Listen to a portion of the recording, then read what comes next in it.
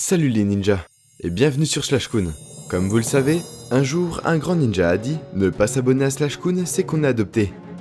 Alors soyez sûr de vous abonner, et d'activer la cloche des notifications pour rejoindre la team Notif. Maintenant que vous savez tout ça, on peut commencer la vidéo. On associe souvent le bruit des vagues avec la sérénité, mais saviez-vous que cela peut devenir parfois insupportable?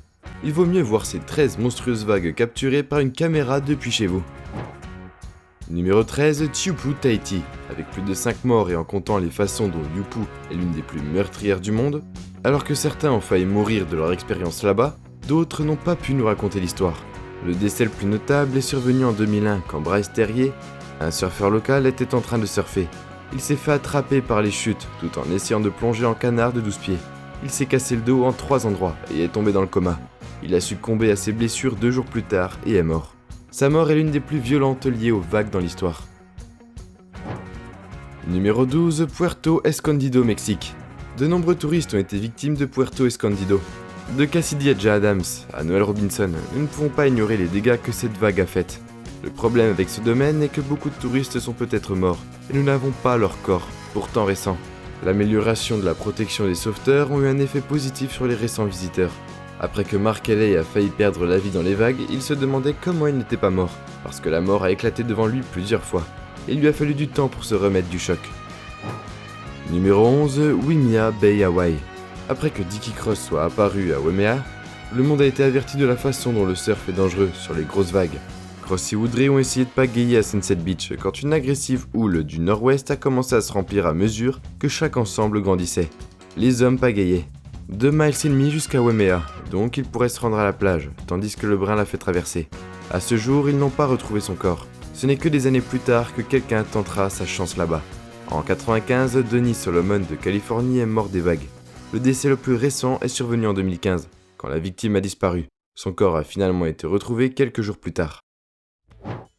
Numéro 10, Maverick, Californie.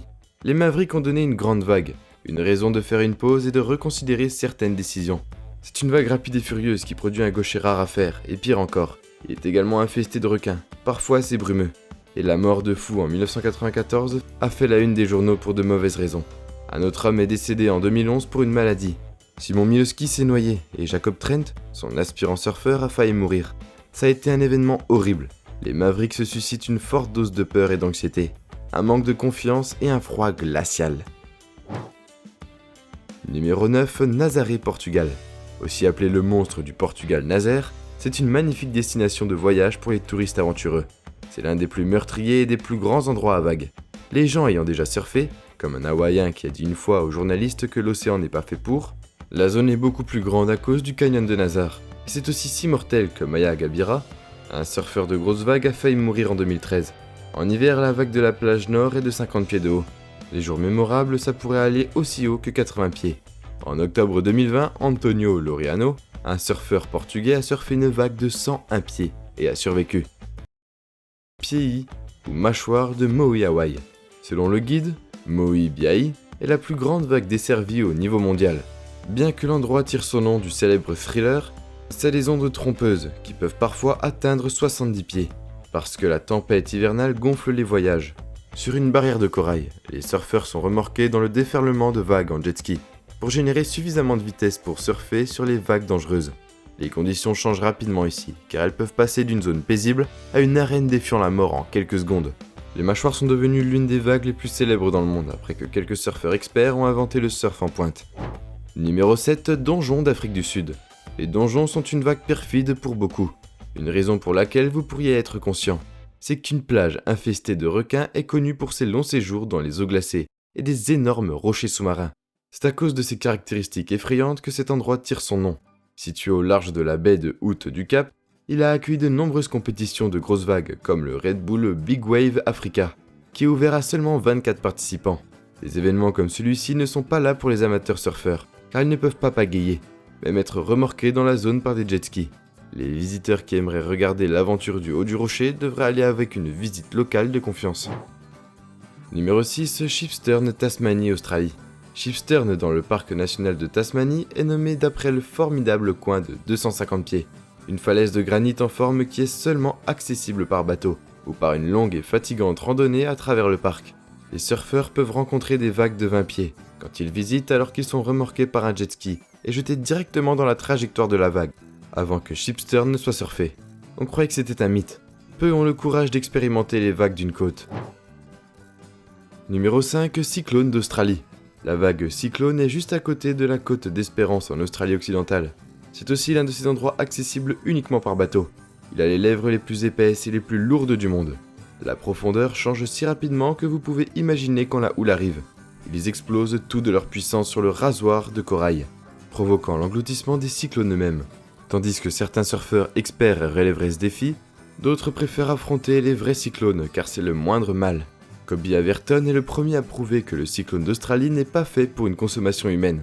Il l'a essayé lui-même et est sorti avec une révélation choquante. Numéro 4, Cloudbreak Fidji. Cloudbreak est connu sous le nom de récif de nuages d'orage. Il est également situé au large des îles Fidji, environ 3 miles directement au sud de Namatu Island. C'est une classe mondiale, l'installation est consacrée à l'une des vagues les plus difficiles au monde.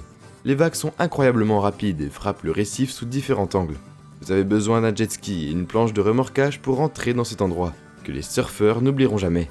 Le 28 mai 2018, parce que c'était le jour où les plus grosses vagues du monde ont déferlé, Cloudbreak Fidji a été surnommé Black Mamba, et vous pouvez deviner pourquoi.